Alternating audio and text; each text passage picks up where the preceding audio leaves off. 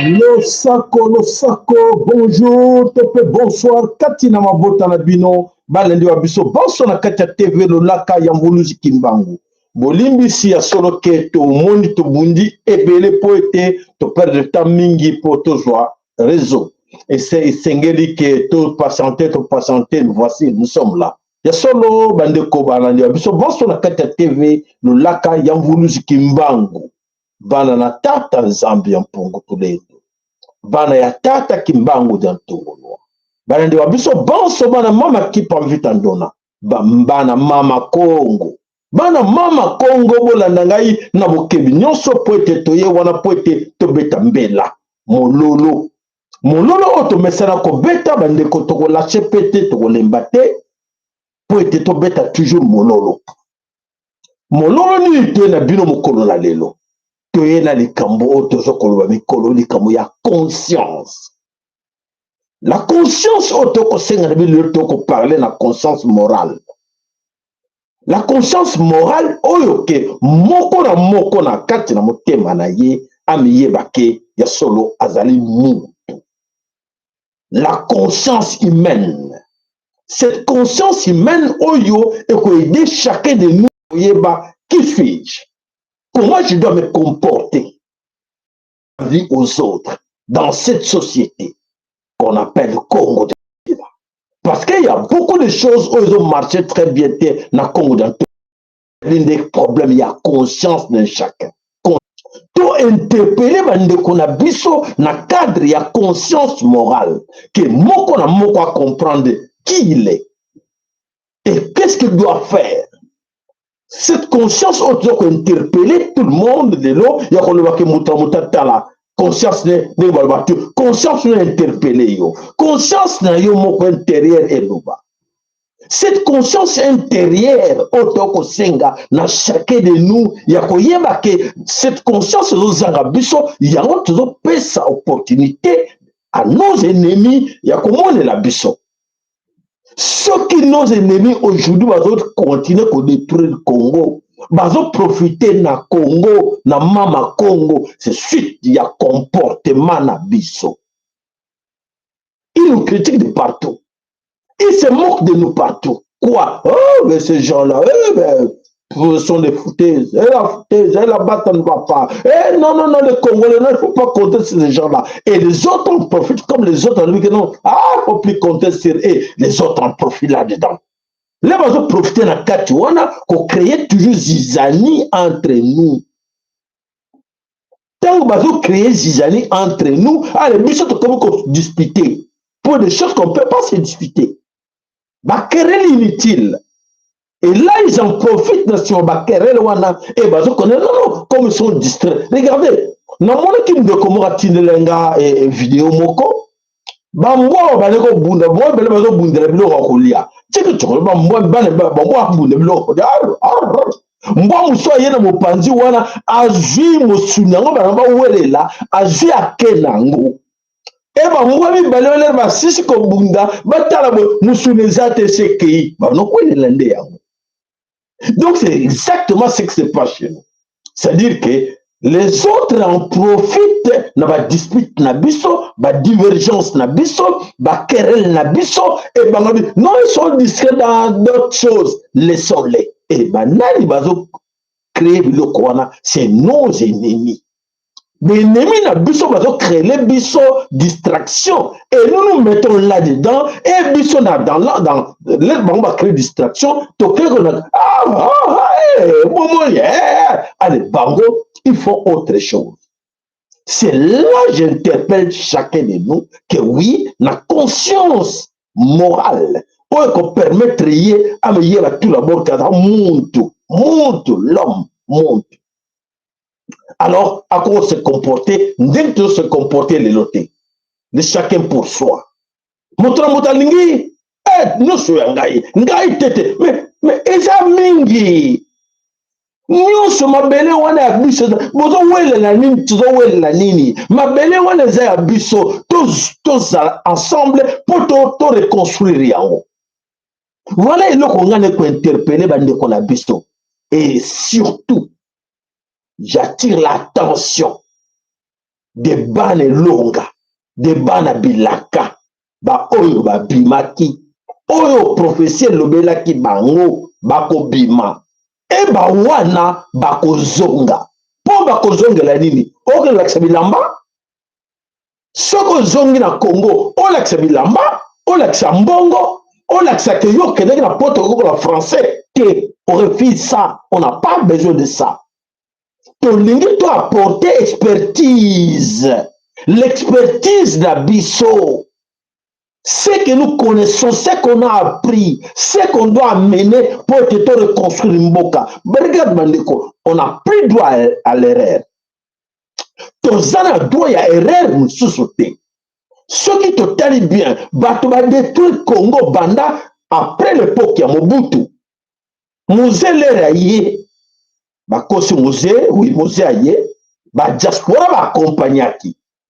Ba diaspori wana, ba échouaki. Échec. Ah, bino ba diaspora, échec. Tu es bien besoin, toi, simango, échec wana. Alors, Félix Akei, pour politique, non, mais ye wana kaka bazakina musée. Félix Akei, les diaspora. Ba diaspora nyuso bazawana. L'échec total, du gâchis total. Na mutoba nani ya diaspora. Pona nini na mutoba diaspora? Parce que bon batikali na pays, ba yebaki ke na kati na prophétie, oyo nzambe atin alobaki, o tata kimbangu na ntungu alobaki, oyo bankoko na biso balobaki, bana o babima nde bakoya kolakisa bandeko baza sur place, ndenge ya kotonga, ndenge ya kovanda, mentalité, comportement ya sika. Bana yango banani, vous de la diaspora. Alors, si ça ne marche pas aujourd'hui chez nous au pays, faut que aller à Yon de quoi diaspora. Parce que c'est comme si tu tiques les autres faire. Tu tiques bango sala te, bango sala. Mais non, bango na baza limité. Oh, on croit que bango sala baza limité. Mais allons-y. Et on a peur. Tozo banga kokende. Bozo banga kokende. Et qui va travailler à votre place? C'est là où je demande maintenant que la conscience morale, il y a chacun de nous, mais non, je dois apporter quelque chose pour la reconstruction du pays. Ma Pierre, les banganangaï, on a contribué à l'édifice du pays. Quand est-ce que tu vas apporter ça? Quand est-ce que on a les bangawana? Nakotala ke bande komaza kuna baza perdu. Mais chers, tu reconnaître que les amis qui sont là au Congo sont perdus. Bah, il y a quoi faire. Donc, comme on sait qu'on est là. Ah, tenga on a soigné sur Yangai. Oh, parbingala soigné sur Yangai. Oh, la bitete. Nana, toka bolana, kakana yen de konangai. Na frère nangai. Na nani. Mais, tozoyeba te ke ezali mboka munene nzambe atiela biso toza na nyonso oyo moto nyonso akokozwa azala satisfait mpo na nini badispute wana kowelela mopaya nde moto aye nango mopaya nde aye nango abi te oyo ozwa bamosusu bakozala bajalo na yo misusu bakotelemela yo bobanda kobundaka apres topesi bino minduki topesi A, topesi groupe B, topesi groupe C, topesi groupe D. Allez, démarrer. Et bango baza très content. Que na mosala bazo pesa biso to sala ya kobomana. Et biso toko sila, to sila bandeko la biso. Donc, le taux extermination o bazo sala, c'est-à-dire bino na bino bomana, bon sila na bino. Et ils sont très contents. Pour ça, Silani, c'est bon l'Afrique sans les Africains. Mais moi, j'ai dit, on a compris beaucoup de choses. On a compris beaucoup de choses. Il est temps, comme ton lobby, temps où il faut que chacun de nous se mette debout pour dire, ah mon frère, non, c'est pas comme ça qu'on travaille. C'est pas comme ça. Ce n'est pas comme ça, dès que ça ne sert à rien, tout le monde, tout bundani, tout bendani basinga, tout fingani, tout saligno sommet, mboke to kelmabe. Imaginez-vous, n'a pas âge tout ça nango. Ce que Bissot a porté Pierre Wanate, qui va faire à notre place? Bana Bissot ba ko memangote. Kilo ni banga wana ba ko memangote. C'est à nous d'apporter ce que me bande côté, to wele la té, là où les athées. Ça la conscience, c'est là où j'interpelle la conscience morale on a pour qu'on l'accepte. Chacun de nous a yeba responsabilité na yé na échec zo le kanakati ne kolo Congo responsabilité a yo nanga ezanini na kati nango wana o échec zo le kanakati na mboka o monde entier se moquer de nous. Contribution d'un échec ou les anini. L'abandon ou abandonné bandeko wana. Ou yo préféré au côté de la division na kati wana yezanini. Il est grand temps. Il est grand temps que chacun de nous avant de 6 années moi j'ai appris quelque part na musala. Ce n'est pas appris seulement à l'université. Là j'insiste, ce n'est pas à l'université pour tout le monde échec mingi qui pour te toquer dans papier. Et chaque mboka pour battre titre académique.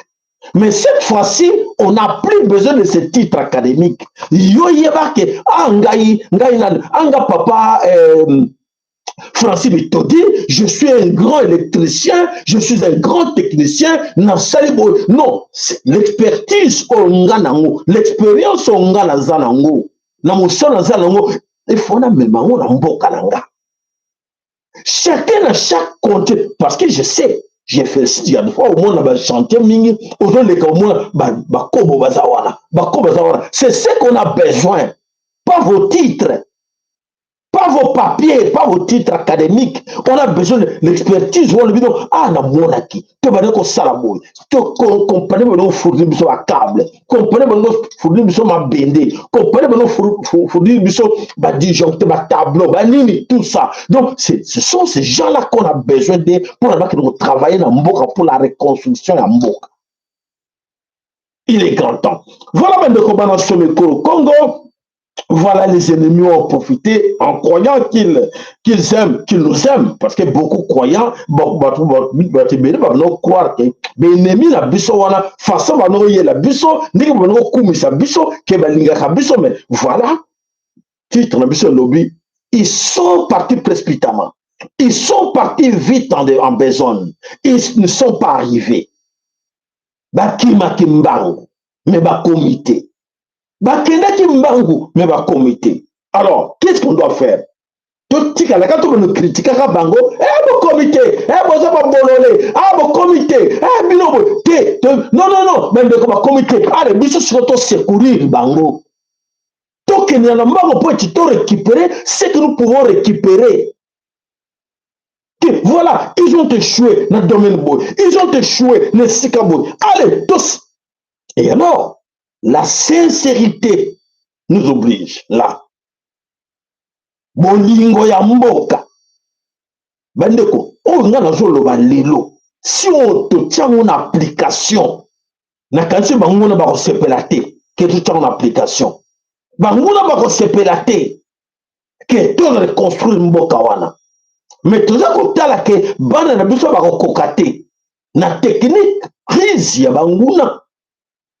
Oyo technique bazokende yango système mpo na bango faut contienne désordre wana. Mais biso totali ke non, mais comment? Oui, mais comment? Et mais essayer, il y a kotala avec des amis, avec ma frère, qu'est-ce qu'on doit faire ensemble pour te secouer, te remonter pente. Pour moke za na mobulu, moke za kokufa, moke kufi. Donc, si tu continues, les autres en pauvreté, bazo kanakate, bazo kanakate, bazo discuter. Et on a yokuna, wa fingi oy, bango na sima bazo sekwe là. Titi, comme bazo finga là, c'est bon. Imaginez vos kata famille moko, okute na kata ndako ba, swanaka, yo mo povandi tio, c'est le ah, ndenge wa son bazo kipengate. Ni wazi kipenga te tika na profiter mon père ça ni avec ceux qui reçoivent nande kona yo o reçoivent o bimisio reçoivent ya zo profiter kona kolia bino bo swanaka ya zo lia bino bo swana ya zo lia. C'est exactement ce qui se passe chez nous. Biso tu swana bango bazo lia. J'ai vraiment raisonné beaucoup, réfléchi à plusieurs fois dans le cambo oyo. Biso tu swana bango bazo lia. Et bango pe bazo ko demander ko swana na biso. Tant que vous avez monté que soit na biso, banani va perdant. Bana na biso va perdant. Ba deko bana na biso ba grand perdant na makambo. Ba victime banani, ba victime ba be na Congo. Pour bango ayela munduki na A, ayela munduki na B, apesi A, apesi B. Banani ba kokufa. Ba kokufa mundele te. Français te, allemand te, américain te, belge te. Mais ba kokufa be na Congo. Bande kona yo. Au préféré, oyoka ordre na bango, tous munduki to se munduki biso. Non, ngai te ngape funga pe na pika. Bakomona ngape nga jamais na kose ne se faire. Ari ngape munduki yango. Yebi munduki yango. Njoka te mutu no pesa bino munduki mutu moko. Et ayebi azo diviser bino po ya reni. Voilà bandeko mes chers amis, comment accepter faire du mal entre nous. Voilà. Bandeko autre comme on a aujourd'hui Todobi, Totelema, Toboya. Comme ça, comment lobby Congo ils ont marché pour l'ennemi parce que les ennemis ont manipulé biso. Quand nos ennemis nous manipulent, bah grand gagnant des abangos, bah grand perdant des abisso. Tout ça il y a plus de 15 ans, 20 ans, 30 ans. En observant, tu dis ah t'es tout ça va grand perdant.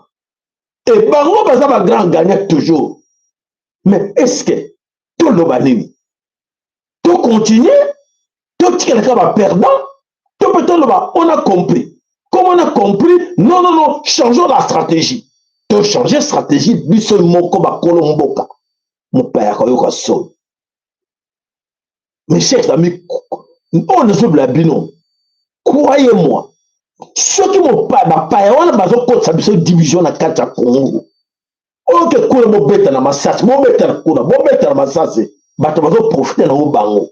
Et bazo kota na kati ko nourrir ko alimenter toujours moi. Bato bazo kufa kaka biso na bana, biso na ndeko na biso bazo sina. Et mbango bazo profiter le tout ça ko loba, ba mine na biso nyonso ba juge. Et ça entre leurs mains. Pour la nini, sué na bango ezalaki na ba distraire biso. Kaka ba ndeko na biso, o ba côté na kati ya distraction, ba côté ba kati ba jeu na bango, ba breko distraire ba ndeko. Eh yo radite, yo boite, yo mais bango la simana bazo travail, ba kangi ba mine. Pour récupérer ba mine wana. Pour nous récupérer l'administration. Pour nous récupérer la défense. Pour nous récupérer nyonso na kati ya mboka ezo senga. Moto et sala. Pour comprendre et règle de salaki, comment kotaki pour ta diriger biso et avoir contrôle na biso. Comment à salaki pour à côté na biso, à s'infiltrer na kati na biso pour avoir contrôle na biso et avoir contrôle na biso. Aya pesio. Ah, non, ça c'est bon pour toi. Non, ça c'est pour toi combien? Oh, 10 millions, et 10 000, 100 millions, 1 milliard, 1 milliard. Ah, tout ça c'est pour moi. Pourquoi? Tu vas donner ça pourquoi? On me s'est donné, mais pour travailler avec Albert, il faut continuer. On te soutient, tu es fort, toi. Ah bon? Je suis fort. Je fais quoi? Je suis fort. Pour faire quoi? Non, pour tuer mes frères, je suis fort. Il a encouragé yo. Il a encouragé yo. Mais qu'est-ce qu'il gagne là-dedans? Posons-nous des questions. Qu'est-ce que lui va gagner là-dedans à te soutenant, à te donnant les armes? Ce qu'a sur la arme, à soutenir yo, à sur Minduki. Pose-toi des questions. Qu'est-ce que lui va gagner à me donner ça? À cause non, non, je t'aime bien parce que c'est toi qui vas être demain président, ministre, député, machin, ma titre, tout ma promesse, quoi qu'on peut ça yo. Mais tout nanano. Posons-nous les questions intérieurement. C'est là où je dis la conscience morale. Tout nanakati na biso. Mais mon temps peut s'engager. Mon délo à l'équipe par intermédiaire ou lui-même. Alors il va nous aider. Nous aider. Pourquoi lui, français, allemand, américain, akwedinga congolais, ben à Congo. Pour apesinga nzete oyo, babenga mundu. Na ba station nyoso, na ba bombo nyoso, pour na boma nani. Na kene boma na France ou na Belgique, ou na Italie. Te faut boma ka na Congo. Mais tu raisonnons. Raisonnons mes chers amis. Qu'est-ce qui ne va pas dans nos têtes? Raisonnons mes frères.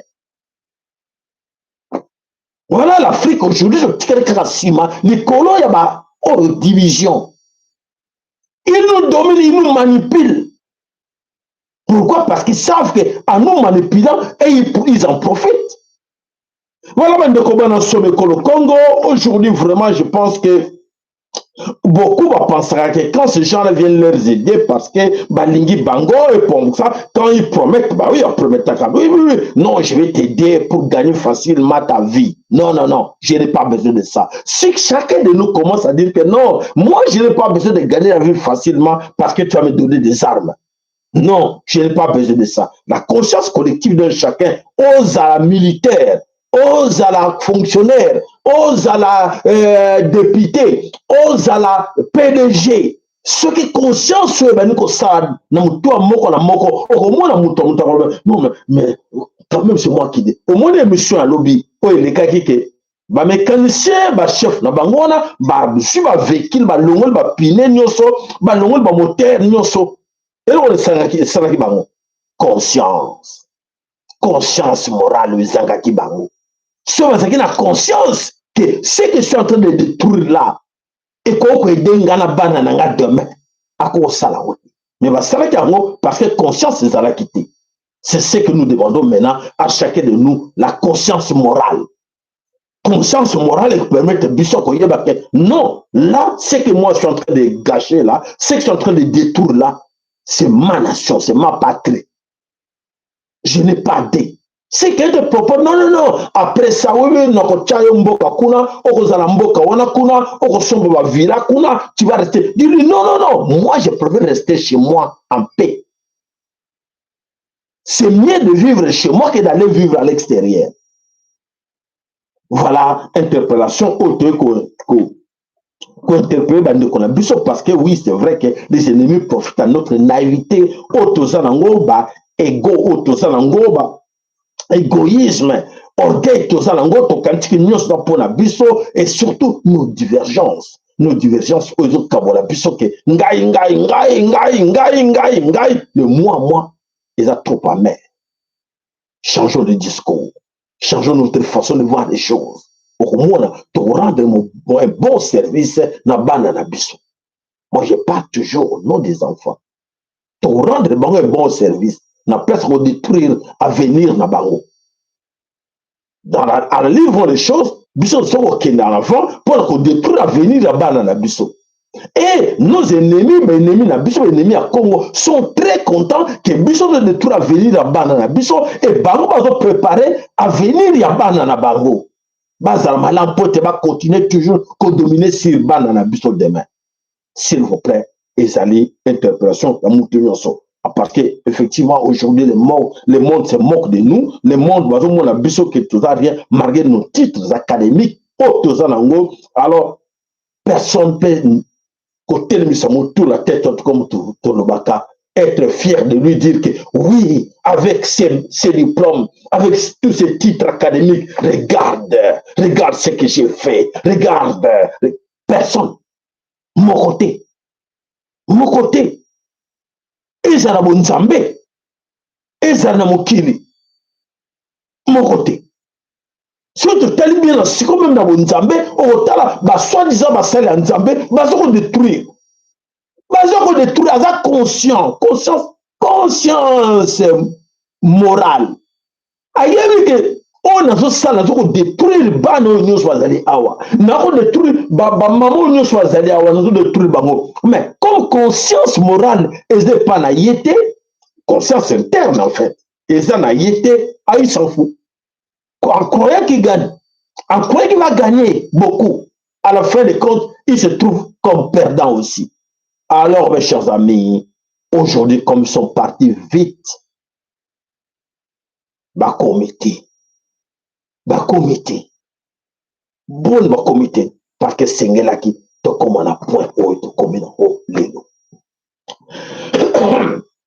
alors voilà, toujours pour comme interpellation de chacun, la conscience intérieure que interprète chacun de nous, c'est nos ennemis aujourd'hui sont affaiblis. Ces ennemis qui sont affaiblis, nani botali na France, botali les États-Unis, botali la Canada, botali l'Amérique, botali que c'est fini. La diaspora, je pense que vous y êtes. Non, surtout, tali bien dans Mboko, dans la carte de banda, hôtel pena que non, il n'y a plus d'espoir ici. Oh, c'est fini. Pourquoi? Ce sont nos divinités qui travaillent à nos places. La divinité va travailler à la place de la buisson. Il y a qu'à faiblir le bango, il y a qu'à mortir le bango. Et alors, qu'est-ce que nous devons faire tous ensemble maintenant? Comme ils sont perdus, et je sais qu'ils savent qu'ils vont tout perdre. Ils sont affaiblis, ils vont tout perdre. À l'arrivée de ces nouveaux mondes multipolaires, Bande Kobo l'a très bien. Bako perdre le nouveau monde multipolaire. Mais le monde multipolaire arrive, le nouveau monde arrive, surtout Congo. Balingi te be na Congo ayeba yango eza de quoi les loko moko eza quoi ko boba na bazo banga même ko bimisa monde yango Congo yango ke monde multipolaire le nouveau monde comment on appelle ça encore l'hégémonie fin de l'hégémonie ba ko banga comme ko couter na bango sur chaîne na mitu na bango ke non ce bato ba yebi que hégémonie na biso sila. Ce bateau que le nouveau monde arrive. Ce bateau il y a que comme dans l'ère il y a verso. Et qu'est-ce que nous allons dire à nos enfants? Que oui, quand vous êtes là, tout ce qu'on vous a donné comme à manger, parce qu'on partait voler quelque part. On détruisait des gens quelque part en Afrique. Et c'est grâce à ce qu'on a fait là comme sale boulot et vous avez bien vécu. C'est là où ils ont peur. Et la peur wana eza na kati na bango et balingi te ke yo yeba soko yebi surtout ben na Congo aïe mambo masobe. Qu'est-ce qu'on doit faire? Il faut qu'on travaille ensemble. Il faut tous se communiquer bisons ensemble. Oyo loba ka congolais wana motema mabe loba ngana za motema mabe. Oh, Congolais, tout le monde a comme oui, c'est ce que je vous interpelle. La conscience morale que oui, nga penza na motema mabe. Na motema mabe na lingi mboka na ngati. Na motema mabe c'est tout ce que Mama Congo a fait pour moi, que na koma tina mboka mopaya, na yena apprendre l'expérience, l'expertise, na nango, mais lingo de Mama Congo te po akoma malamu.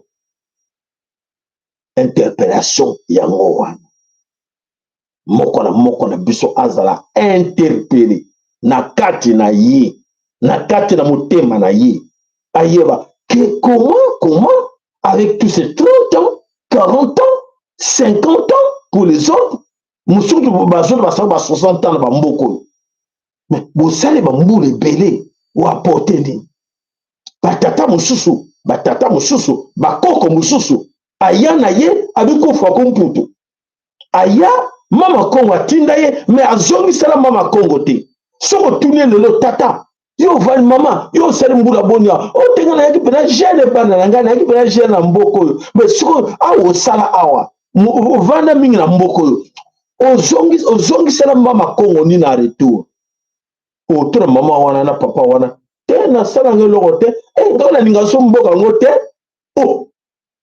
oyebi ye badivinité eloko ni basalaki mpo yo koma wa esengelaki na yo apprendre quelque chose même ya koloba même la réflexion, même mentalité, on kosunga bandeko, on va yeba quitter mopaya.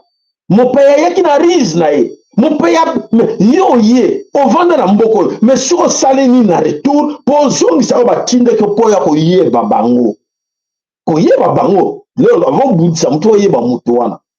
Soki bi muto to bundise ndengene. C'est à vous la diaspora.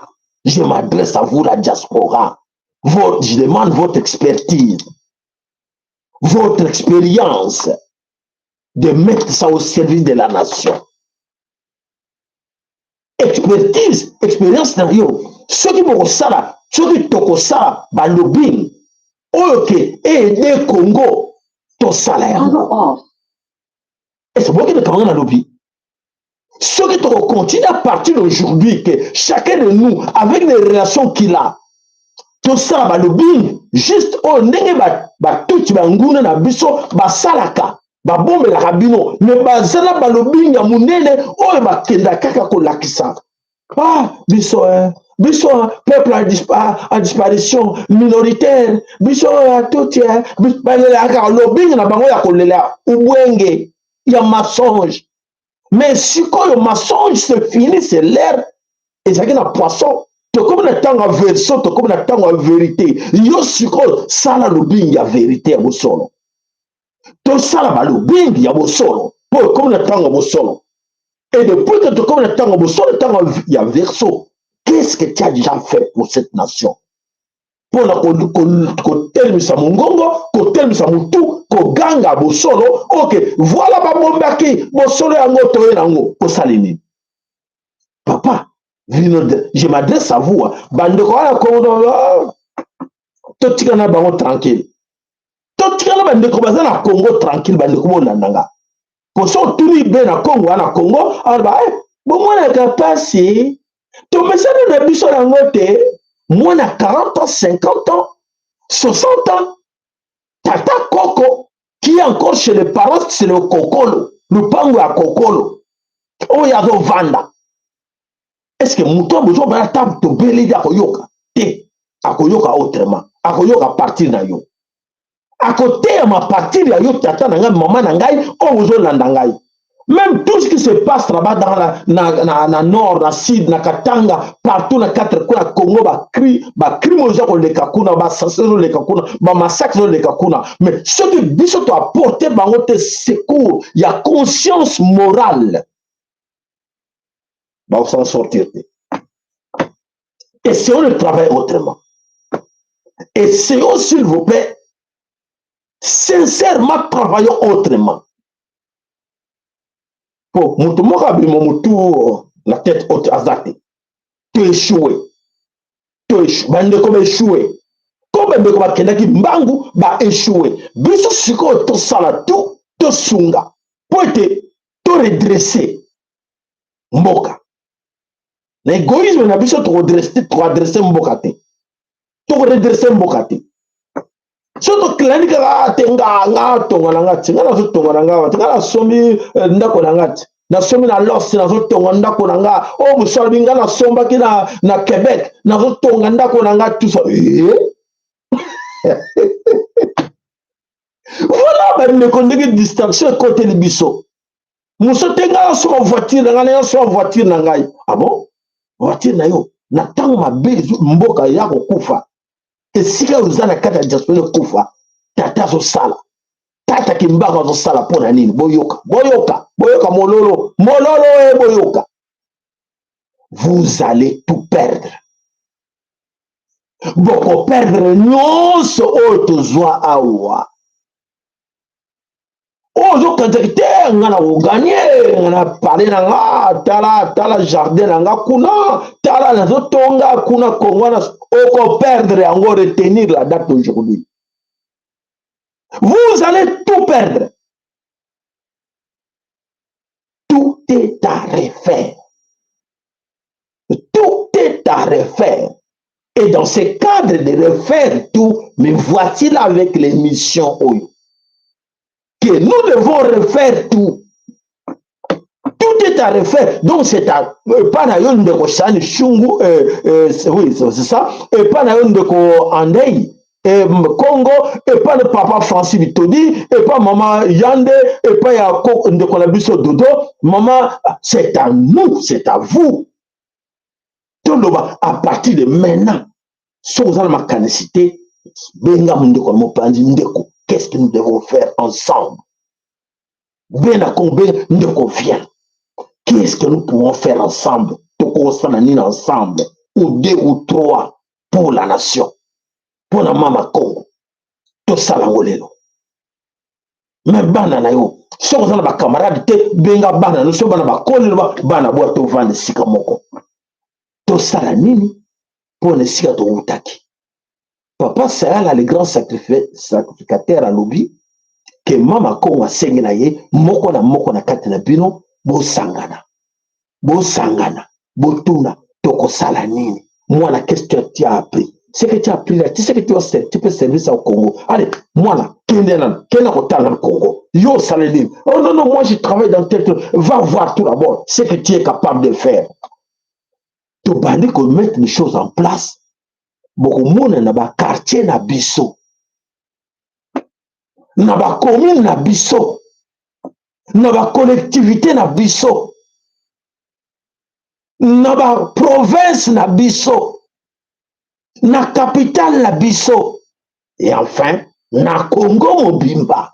Chacun de vous a contribué libanga to fruit oya ko lona et ko bota mbuma ole ko botama et ko sala ke oui et boti fruit wana voisin na yo aller. Est-ce que vous comprenez très bien? Libanga yoko mbuma yoko lona en vous mettant ensemble quand ta famille na yo. Oye kokona manakati ne koko, vous comprenez, vous comprenez le langage que vous utilisez. Oyo kolona na kati libota na yo na kati bana na kati na yo moko na camarade na yo na voisin na yo obe na Congo le bolona na kati na Congo mbuma le kokola nzete ole kobima yango na reconstruction mboka yango le ko laisser voisin na yo o azalaki na kidiba na oh voilà. Mais c'est un diaspora. Regarde ce qu'il nous a apporté. Au moins, oh, mbuma côté pas na biso wate. Ah, mango côté le pango na biso. Tika na buka. Bana, oh, tala, voisin wadate. A utaki potote. Ye utakone ango. Ya wole céléboti. Biso pe tika tolia. Na lui ka manga, na bi manga expression à utiliser. Na quand vous comprenez très bien. Voilà comment on a sommé le Congo, c'est maintenant, c'est aujourd'hui ou jamais que moko na biso actuellement pour être to buna kata bitumba oyo yango to akobeli la bande ko na biso nyonso o ba yebite ke tango ifweni oya bitumba. Alors bakima kimbangu croyant que bakokoma ba comité avec tout ce que tolobaki to saraki nini esimité avant aujourd'hui éternellement to akotala ndenge nini tata azoko pesa biso pouvoir oyoke to sala nyonso. Mais alors bandeko tolongo la crainte, tolongo la kopanga, tolongo la ba désespoir, tolongo la nyonso négatif o ezali liboso na biso o tolobaki pona Mama Congo o tobimisaki minoko na biso ya malédiction pona Mama Congo tolongo lango. Eh, bandeko, quand même, pas seulement comme on dit dans ce soir. Et oui. Oh, le qui est nga kutumboka na ninga, eh, c'est kufa na ngote, ndeko na ngai yoka, longola ngolelo. No bate kite, mboka na ngai kufa te. Mais mboka na nga, ezaki na réanimation, yaki na coma, ngane na toki no lango sango. Ngana na de pesa wo kise la muka. Yo tata, yo ndeko. O bozo la daga. Bino ne bato de bo soza kisi pour na la musa Congo. Ngana bike na loni. Boloni rolo na nini? Baso wa mona ka na kaka kolona nguba ke te kolona oko sala façon que au 26 bato on ko te ya bato. Au 26 ba jeune, on va ko aider ba jeune. To boy ba association. To boy ba ONG wala ke ko aider bato kuna te, ils n'ont pas besoin de ça. Au moins l'encadrement, l'acceptement que non, non, vous méritez plus que ça. Regarde comment nous pouvons travailler ensemble. Nous sommes tous travailler ensemble pour le bien. Donc, c'est-à-dire, nous avons nos droits et nous avons nos devoirs. Ce qui battent, nous yeba que te na mokoyo, nous allons accompagner batunios batumusulte. Nous avons droit à contribuer. Et puis, pays, ngai pe pays, donc, nazana droit ya ko mériter. Oh, mama Congo zo pesa. Ngai nana devoir ya ko aider mama Congo. Commençons par les devoirs. Nga nana devoir nanga ya ko aider mama Congo bima na kati na koma. Mama Congo lera ko bima ya na bito bandana devoir. Chacun a se considéré que azana devoir devant mama Congo. Chacun de nous n'a répété encore. Chacun de vous, chacun de nous, Bena Congo, nous avons un grand avec un G grand. Un grand G et des grands devoirs. Ces grands devoirs-là de Mama Congo qui est au comment. Ce qui Mama Congo bini abini na koma zanango, Mama Congo a côté malobi, enfin, Mama Congo a comment appelle un devoir. Wane ko koma ba droit na biso. Are ba like na bino ba ker na bino. Ba like na ba ker na bino. C'est trop profond. Est-ce que vous avez compris aujourd'hui? Que c'est considéré que nous avons un grand devoir, un grand DG, un grand, pardon, GD, donc grand devoir, d'aider Mama Congo. Et Mama Congo, donc, nazo de la bibliothèque que vous aider Félix Chilombo, naruto ko aider gouvernement te, naruto aider au ministre te, vous ne connaissez, nazo parler de bangoté. Totiki wana mopanzi, to comme la conscience collective que non, si moi j'apporte ça, et qu'on sunga nation. Ce qui n'a apporté Pierre Wana et qu'on sunga nation. Et qu'on longola manso maman bazo teka na poto oyo. Ma maman bazo lia na salité oyo. Et que parler bango na ba maladie. C'est quoi? Il faut tout d'abord passer par la tête. La conscience morale. Interpellation on a vu quoi ça bien pourquoi les yango wana. Vous avez bien compris? Maintenant, on ne va comprendre. Voilà, tout de même, comment pose dans quelques images. Et permettre à Bisso, il y a comment souffle, puis il y a la Bisso na bini longo. Nini pour la 4 images, on peut ma thèse toujours. Il y a Nene Oyo et Daka que chacun de nous à comprendre Azanani et pourquoi ce qui se passe au Congo et contribution à Ye et Zanini na Onyo Sototier la Kabino. Et ça, très important que chacun de nous, Azala, debout pour à se défendre. Allez, vous êtes prêts? Allez, on est parti. Le noir n'a jamais. Ah, bandeko bolimbi si na moni ezali vidéo etelemi moke. Bon, allez, on démarre. Été raciste, jamais. Et c'est pour ça qu'ils nous détestent. Pas parce que nous sommes faibles, mais parce que nous sommes différents. Écoutez-moi bien, depuis que leurs ancêtres ont posé les pieds sur cette terre, ils ont détruit, volé, colonisé, massacré. Et nous avons accueilli, nous avons pardonné, même après les chaînes, même après le fouet. Et même aujourd'hui, on ne leur veut pas de mal. Mais eux, ils nous détestent encore. Pourquoi ? Parce qu'ils savent que nous sommes les premiers. Ils savent que nous sommes les enfants du soleil. Ils savent que notre mémoire est ancienne, plus ancienne que leur histoire. Même leur Bible l'avoue. Je suis noire et belle. Cantique des Cantiques 1:5. Alors pourquoi cette haine? Parce que le racisme n'est pas une erreur. C'est un héritage. Depuis Caïn jusqu'à Christophe Colomb, ils ont appris à haïr ce qu'ils ne peuvent pas devenir. Mais moi je vous le dis, l'Afrique ne se réveillera pas par la haine, elle se réveillera par la vérité. Cette vérité, la voici. Le monde nous a trahis, mais Dieu nous a choisis. Nous n'avons pas évité les bouts qu'ils ont peur de notre retour. Vous avez bien suivi? Ce qui t'a biloko ya tinda kangana la sabino parce que yango za na base ya échec na biso et base ya réussite na biso kaka yango na lubela kabino eza profond matondo ba cœur matondo ba like na bino nous sommes là pour vous pour aider bandeko bolanda na teyaki mareleki ke komisa bana po bana baza base na biso lelo biso to nourrir bango to pesa bango pe éducation to longola bango na kabakata na complexe ya infériorité pour ceux qui baza déjà po ezalaka na lobaki jour wana lite na bandako na bango ba préparaka bana na bango po te bana na bango ba détruire bana na biso na moral na bango bondeko bolanda. Ta couleur de peau soit un frein à ta scolarité. C'est pas normal qu'à seulement 9 ans, il y ait des petites filles du même âge que toi qui viennent te voir et qui se moquent de toi, qui te disent que tu n'es pas belle juste à cause d'une couleur de peau. Tu sais c'est quoi le problème? C'est les familles, c'est les parents. C'est des enfants qui sont, contrairement à toi, qui sont mal éduqués, qui sont mal élevés, qui entendent des choses chez eux et qui le répètent dans la cour de récréation. Voilà. Moi, je veux que ça devienne une force pour toi. Voilà. Pas un frein.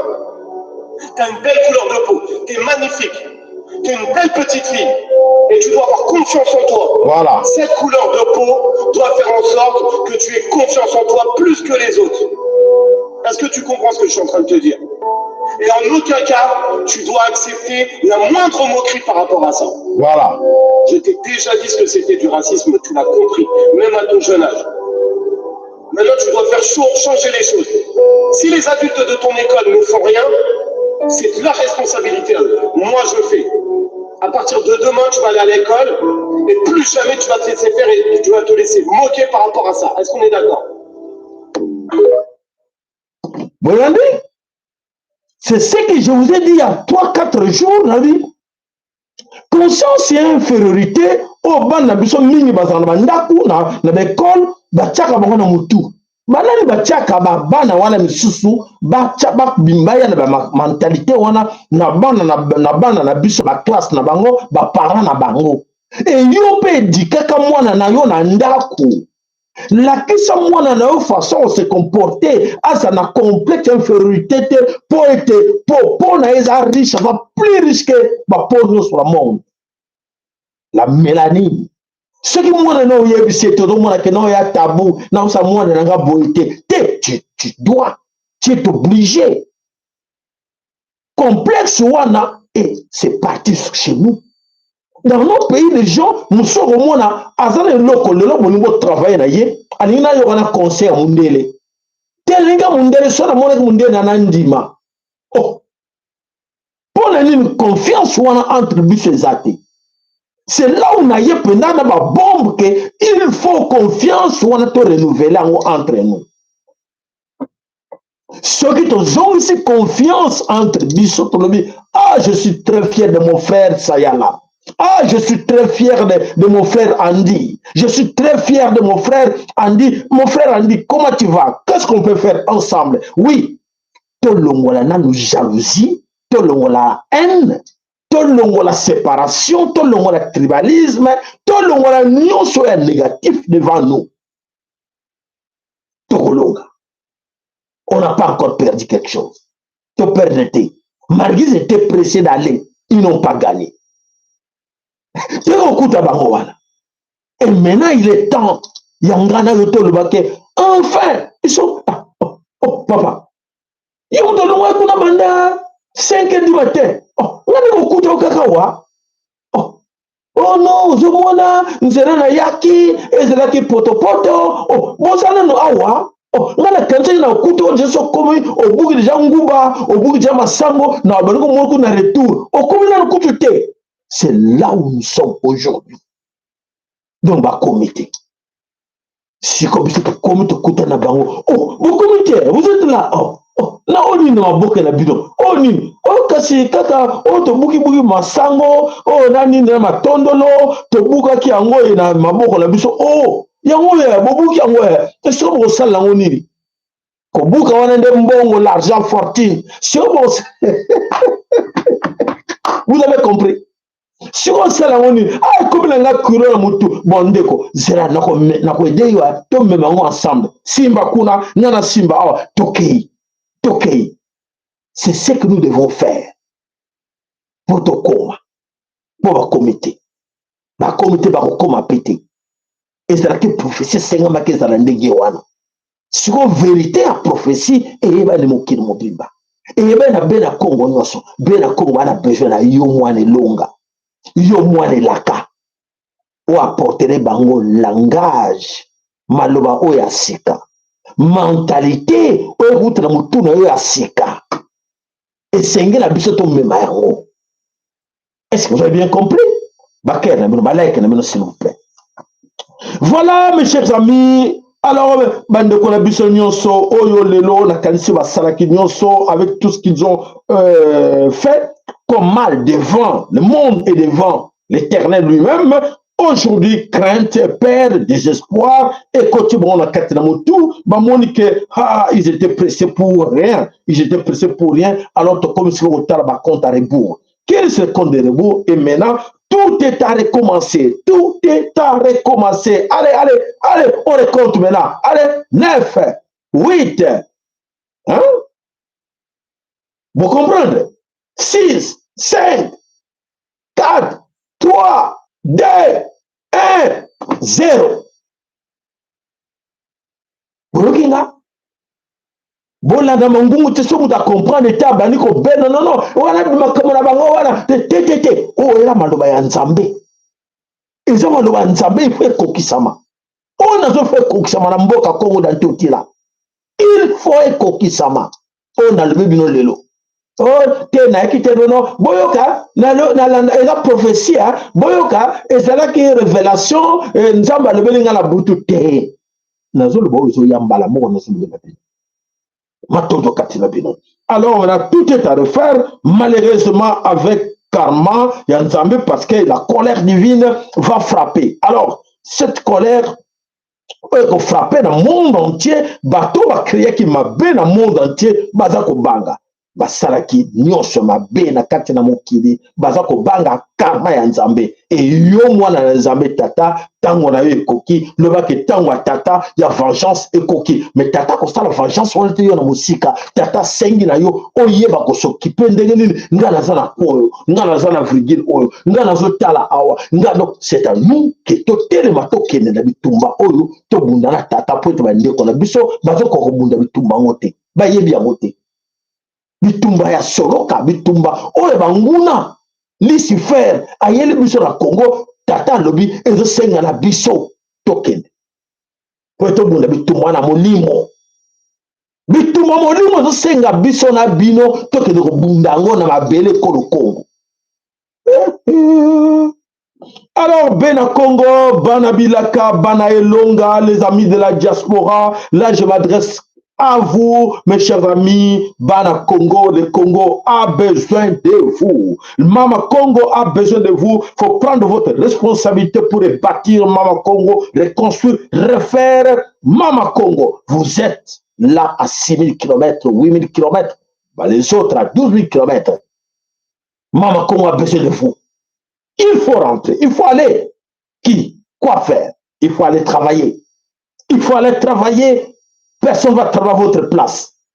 Personne. Bon, nous rêvons. Le contraire. À lui, vous êtes obligé.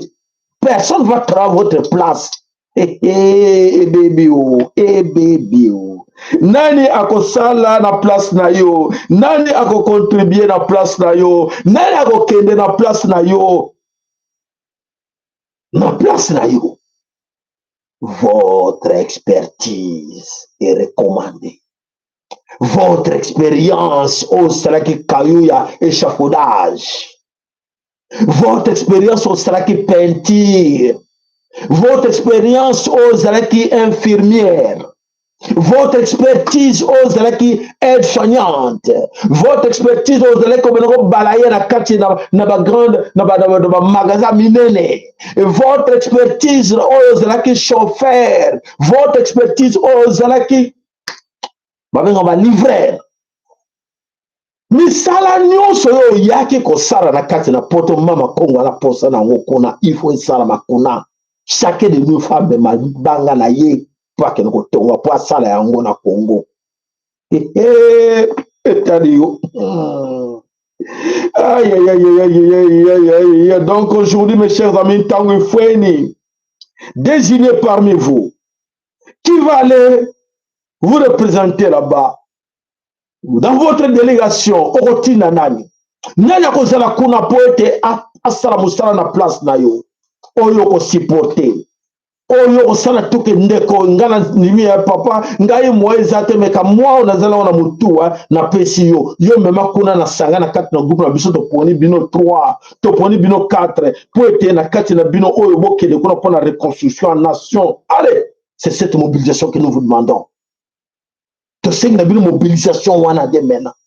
Botani groupe na bino molobi biso groupe na biso to s'occuper na commune na biso na collectivité na biso na avenue na biso to la sabango na avenue na biso na quartier na ndako na biso to la sabango ndenge to ko sala to dépendre te na libanda to dépendre te na FMI to dépendre te na boy. C'est ce que nous avons bien dans conscience morale. Voilà mandeko bana somekolo Congo l'Occident aujourd'hui désespéré, l'Occident baza désespéré. Baïbi ce qui leur arrive, baïbi, avec les bandits, baïbi bazo banga, baïbi ozoye la bango. Pour baïbi que place la bango les a le sauté, place la bango les a konate il faut babima. Si qu'on yo tata, yo maman, place on est à yo, qu'est-ce que tu attends?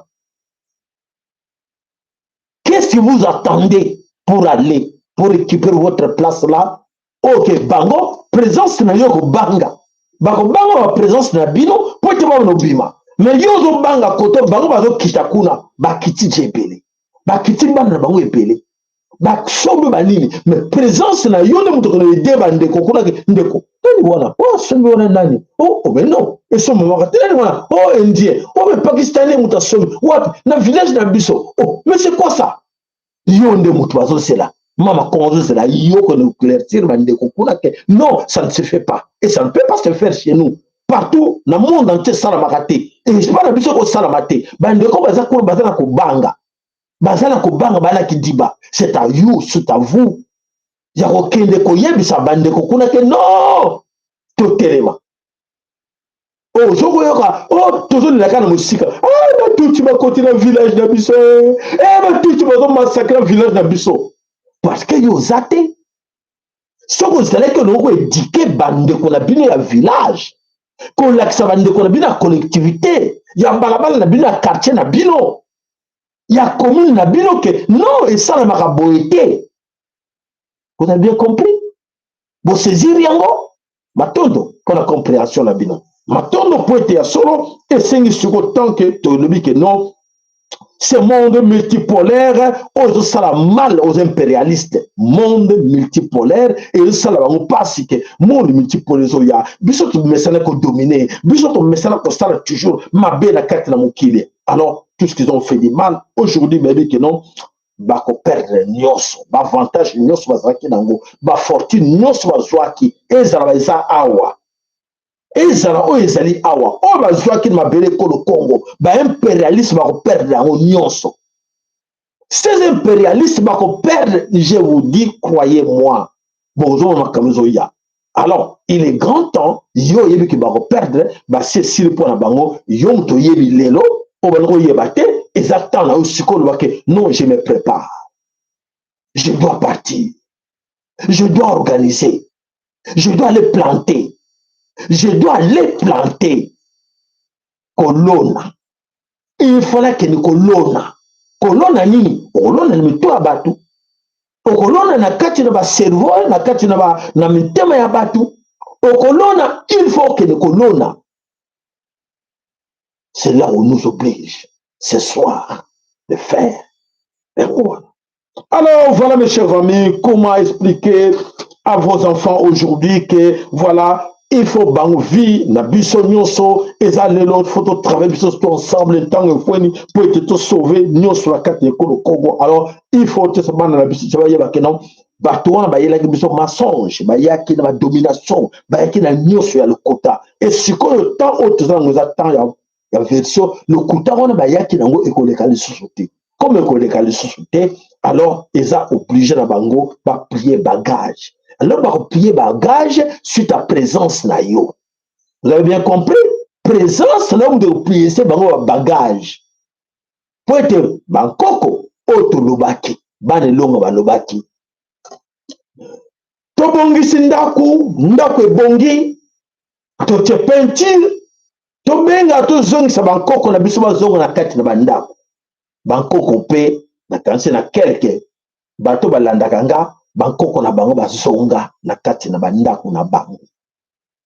Sikoyo tinda bankoko na yo wana yo mutu bankoko no bazonga na kati ya ndako yo bongisaki ote pente ote tout tinda bango nkoko bakoko ba divinité ngai wa bino ngai na ye bosunga ngai po ete bandeko musu na nzinga bazotalela nga ngani mutu fona lakisa bango ndenge ya kotambola ngai fona lakisa bango ndenge bakosimba mwinda po ete lakisa nzela.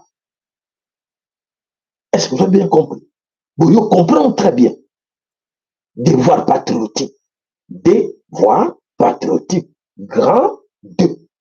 Un grand devoir. Devoir patriotique. Ok, chacun de nous a obligé à ça. Pour te remonter pente. On est allé trop bas. Nous sommes descendus trop bas.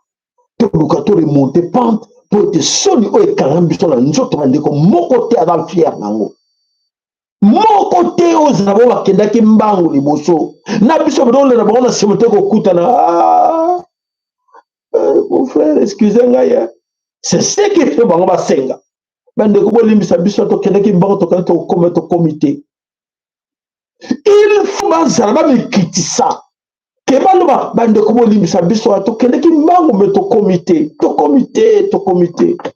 Qu'est-ce que nous pouvons faire ensemble? Bon comité, oui, bon comité pour la nîmes. Alors maintenant, on utilise tous ensemble. Et oui, parce qu'actuellement, il y a une grande manipulation. Une grande manipulation. Bazo continuer ko sakana na biso na babe na Congo, na banguna wana, o balembi Congo te. Et puis, tant que ngana yo to comprendre en côté. Pour moi, que nous, tous sommes ignorants, tous sommes trop naïfs. Tu ne comprends rien, bon, on va profiter. Non. Comme bazo là, nous, tu continues kaka, qu'on nuire bango. Pour to bimanango, il faut ngana yo, to ye bato la sabande ko baza pona na bubunke. Oh, zo mona wana za munguna. Oh, moni wana zo kazalati mvuela. Pembe moni ke mo santu te. Ye pera Jaka couleur lamba lati tsango balola ko couleur comme moindo ya bobabe. Donc ça veut dire que aye na le kuta na ubwenge pote ayiba yo a détruire yo ayiba même molimo na yo biso to relaxa ba on relaxa bien l'économie to battre minimum bandeko. Alors voilà bandeko eloko nini oyo eza ko senga na biso to travailler ensemble voilà na kanesi bolandi yango trebe na bukebi nyonso. Alors tokei wapi tokei toujours na kati na mboka Congo tokei wapi na kati na espace Grand Kivu. L'espace Grand Kivu on a le bino na répété la bino tout le temps. Mes chers amis, écoutez-moi. L'espace Grand Kivu, surtout l'espace Otokubenga Sud Kivu, Uvira ne tombera jamais. Uvira et Kokoyate. C'est Uvira dans une de Kambo. Uvira ne tomber, c'est ma tête ya batu. Donc c'est-à-dire que les têtes vont tomber dans Uvira. Pourquoi vous avez dit matin comme tu le rabino? Uvira et Kokoy sa tête. Uvira muteko vomir. Uvira muteko dévoiler. Pona nini Bunagana Koyaki. Pona nini Ruchuru, Goma, Bukavu et Koyaki. C'est Uvira, on a besoin de mona. Il y a des secrets. Uvira Bombi. Uvira Fasanda. Tomona. C'est la Uvira et Sanda. Ndeko.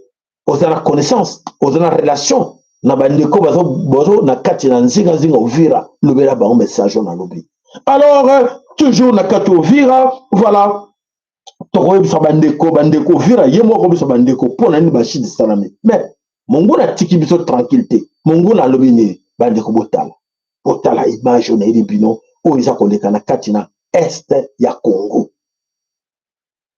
On est à deux à l'issasi. On a fait le explosif. Donc, ma cantine, nous sommes tout au Bacabou, le Bataba Onge. Des années Babylone, on a cantine. Voilà.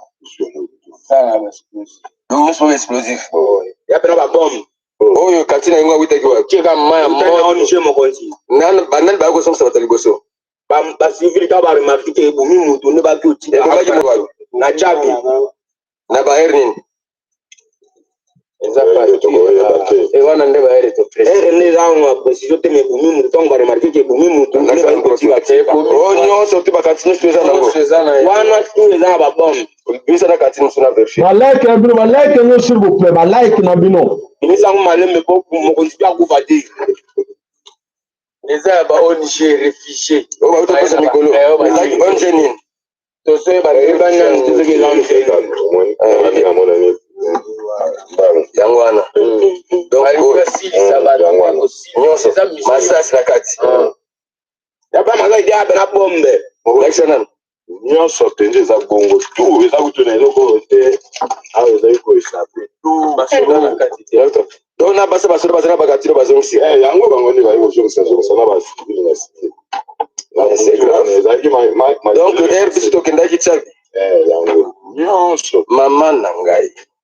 C'est grave. Congolais. C'est ça, on génie. On gêne de ba Congo na mo. Le kota avec on gêne. Banane faut que na banane ba doté ba cantine Nikolo. Ba maman musu ba sombi ko somba. C'est ça, on gêne moi abwe ou papa ou ya c'était civil. Yenda ya makabango ayebi bango place ba. Bozoloka. Nani cordon ya société civile. David. Voilà. Bah que nous baigne na tongo na ay laksanga onje o. Eza makaba matata. Voilà. Bon, maintenant, quand on a levé la rabino, bande qu'on a pu se passer au couvre manque d'informations. Tant que tu bande qu'on belle là, qu'est-ce na chaîne, tu belle que bokeh banabilo qu'on n'y soit pas ONG, parce qu'on propose bino. Nabilo à colia, n'a n'y soit bon refusé. Tolobate. Na kolbenga ke no papa sans lobana makama boité makama ONG na olobango lelo. Voilà, bande ko na biso bande ko to ke na lobaka tout le temps. Makila bande ko dans maboko na ngati. Po ete na tango yo ke information. Ba tindelinga tin lobela bande ko bayoka. Siko ngape na zui na l'action bande ko bayoka. Yo po partager les bande ko o partager te. O partager mission te. Si on se dit que la province na yo, yo ba kantino ba sala moko, do ba sala ngwe bere na izini mobimba. Ba kabola mo Congo mobimba. Si on yo bombi information oyo, lero yo akete, ba ndeke zalo ngana kibute, oyo kuna Kinshasa mutu kuna ta. Ba ko zalo di ba ko ba teke kantine mutu zaki na kati, ba ko croire na ngote. Qui peut croire? Nana ko ndi ba ke na kantine ba ko mo le ko ndengwana, ba ko zalo même na quantité. Mais ce que vous partagez l'émission, vous partagez l'école. Ah, toi, que ma camoué papa ça là. Ah, bokeba ba ONG. Bokeba ba ONG. Bozo yokate. Bokeba ba ONG. Bokeba biloko nyonso ozo proposer bino ba cadeau. Bokeba na yango. Ata ba biscuit. Bokeba na yango c'est empoisonné. Nyonso ata bilamba. On va zo pesa bino c'est empoisonné. Problème na bango ezali. Les Congo, pas l'Afrique, hein, mais les Congo sans les Congolais. Si votre stratégie est changée, Le Congo sans les Congolais. On a, oh là là, paradis. Paradis sans binonios. Si on y a un pota, on lui dit que Zaka pona ngade papa salbele ka ngana pota tena vada ngai. Ndekono kuna aka na kata bubungi, na kata bozoba. Adomo ba ONG oh batona nzambete comme yeba keke ONG Caritas et zakuna pona cause. Oui ba voilà croix jaune, armée de salité. Batona nzambete ba pesaka. Donc nzoka te batwana ba bobisi ba te belé. Ba silisi ba te belé ba mboka na biso. Nakobanda baba ngwele banda kala batbon bakufa o batonsa ba cimetière. Combien de gens pour un manque d'information, manque de connaissances, mais on vous donne ça comme information. On se loue ma c'est ça wapi pour nous partager tant qu'on demande même des likes pour mouta like pour mouta cœur et ça passe pour naïe. On fait un grand travail pour tout le monde. Tout ça ça pour la bisognos. Voilà, bandeko bana somekolo Congo, le sako katima bota na bino zambe tata ya solote apambola moko na bino oazako yoka oazako landa. Après 5 ans de démenti, sous la pression des défenseurs des droits de l'homme, Israël a fini par avouer. Oui, un contraceptif a bien été injecté de force à des juives éthiopiennes désireuses d'émigrer en Israël. Du dépôt Provera, une piqûre trimestrielle à effet longue durée. Elle était pratiquée avant le départ dans les camps de transit où les migrants apprennent à se servir des objets du confort moderne. Il nous disait, vous n'avez pas besoin d'avoir plein d'enfants. Si vous avez beaucoup d'enfants, vous allez souffrir dans la vie. Vous allez devoir travailler. En Israël, on est obligé de travailler pour gagner sa vie. Ça va être dur financièrement. Alors, il nous faisait une piqûre tous les 3 mois. Est-ce que vous étiez d'accord? Non. On refusait. On disait qu'on ne la voulait pas. Des témoignages comme celui-ci, ces 2 journalistes en ont recueilli une trentaine, réunis dans un documentaire qui a contribué à faire éclater le scandale. Certaines femmes nous ont raconté qu'on les a obligées à accepter la piqûre. On les menaçait. On leur disait qu'elles ne pourraient pas aller en Israël si elles refusaient l'injection. Elles n'étaient pas en situation de refuser. C'est leur vie qui en dépendait. Dans ces cas-là, il n'y a pas de libre choix. En plus, ces femmes ont une culture d'obéissance, de respect de l'autorité. Le dépôt Provera, un contraceptif pas anodin. À l'arrêt du traitement, le retour à la fertilité peut être très long. C'est pour ça que certaines associations ont parlé de stérilisation masquée. Il y a une bonne dose de racisme chez les responsables de l'immigration. Un sentiment de supériorité vis-à-vis de cette communauté. Ils voient les Falachas comme des gens naïfs, des faibles. Voilà, bandeko, yango toko le bino. Il y a beaucoup de choses qui se passent sur cette terre. Na bamboka ebele o bazali ko stériliser bateau sans que bateau ba lo ba accepter ango. Ba stériliser ba fille ebele na kati na Kinshasa. Na ba pilule, na ba comprimé, na ba maya komela, na ba nini lelo ba comme difficulté ba ko bandoki. Ya ba koko, bandoki ba noko, bandoki ba tata mwasi ba mama leki ainsi de suite. Mais nzokate. Quand tu penses que ma conseil balada kate, c'est ton message na bisote. Et bon on n'a pas si, biso ton message na bisote, le billet wana. Ngaye banda na bala, banda ke na zoala nga zemite. O so koko wana mutaloka ngai, so tata mwasi wana mutasara ngai bo, nzoka ta yebite ke na biloko baza kolia bazo stériliser bango. Wapi ba Israélien, wapi ba sioniste, wapi America, Allemand, français comme champion nango. Donc, baso ko exterminer biso petit à petit na ndenge par tous les moyens. Mais biso bandeko, lelo biso bandeko baza ko diba. Ba yebite loko nini oyo, eza ko sala bango ba plan pour ba boma bango baso ko yamba kuto wana. To mona ki ma sœur wana yakite, ayaki bino ko kabolela biso ba bonbon, comme la biso ba chocolat, ayelo ko nina kata chocolat wana ayebi na yebi. Ba sardine te ba kina kuba ba pesa biso ba sardine ba motema malamu motema malamu lobi ai kistawe salangai benini ba sur ba benga ngona ni ba mbumu sala ba sel mbumu tout ça ezoboma ba tout ça comme ba poto opération ba fille non sur la plupart comme ba poto opération ba sala opération nzoka ta yebite kolia biloko bazolia alia na ye abosana na kutuka na lia ki sardine moko ba pesanga na ONG na lia ki corne bifu mo ba pesanga kuna bosana na ye le cas à long terme yewa faut pas y au personne là qui m'a bête no connaisse ba ko connaisse ba ba lete akufite ba comme beta ka bata ba nzoka te yemo ayoka ina été azok information te azak informé te voilà.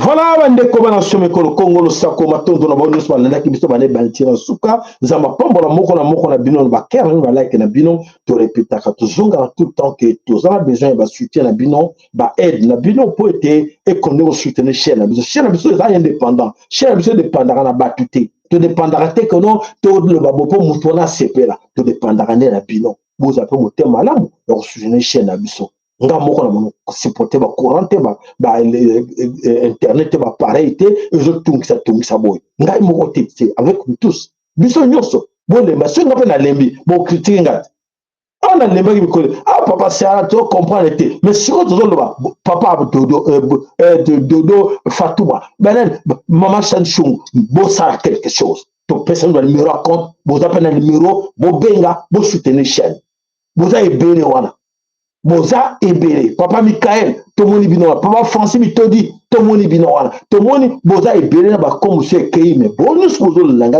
chaîne biso na besoin de son même ndele ba senga ka ba aide ba chaîne minene ba na ba subside ba senga le suri bo ngana na senga le suri na bino te ngana za millionnaire papa to sa musala biso nyonso chaîne za yanga ya biso nyonso ngana zo luba mais eza contribution à biso nyonso pour soutenir chaîne matodo na bino nyonso nzaba pambola moko na bino bitumba ekomi pena na tango nango elengi bitumba ekomi na tango nango ngoli na kanisi bozongela émission boyoka nini tosengi na bino ba recommandation tosengi na bino na souhaiter chacun de vous un G munene et D donc grand devoir il y a conscience morale moko na moko alala nango. Qu'est-ce que moi je dois faire? Le Congo a besoin de moi. Moi qui? Moi papa Michael. L'expérience que j'ai appris dans Zoabo, dans Salabo, je dois. On me connaît pas Michael. Expérience, expertise, on connaît. Il faut s'engager d'aller là, travailler. Le Congo a besoin de vous. Matondo. Allez, tokutane lobby, tobi bongo, matondo, ingeta, ibobo.